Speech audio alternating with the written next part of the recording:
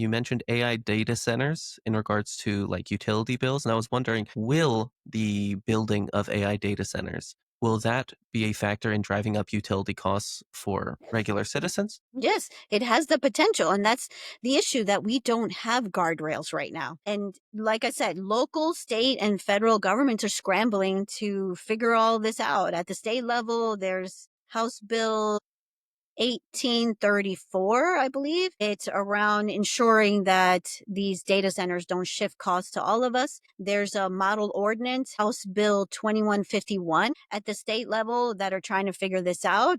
We had Secretary Wright last year ask FERC for sent a letter to FERC to try to clarify these rules around data centers.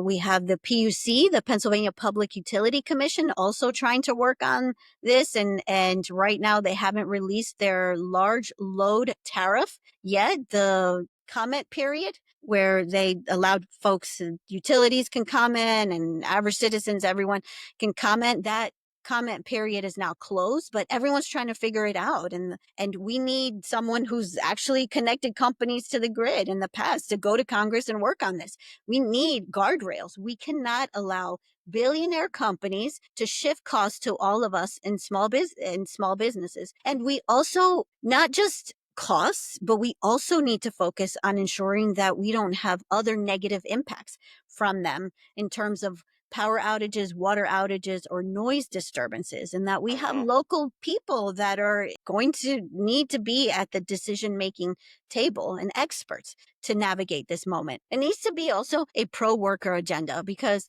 I realize that I'm making it more about energy, but there's a workforce component because of Okay. automation and the, we mentioned earlier, displacements and the progress that happens when there's new technologies. And we know that it's already displacing people. It's already displacing workers. We have to make sure that this is a pro worker agenda, that we figure out how to update WIOA, the Workforce Innovation and Opportunity Act, which is the largest workforce piece of legislation. We need to figure that out, and how we address AI in that piece of legislation and the other things that are associated with it. So I was just having a very in-depth conversation with a friend about about financial scams, and scams in general, that have increased because of AI. We need to talk about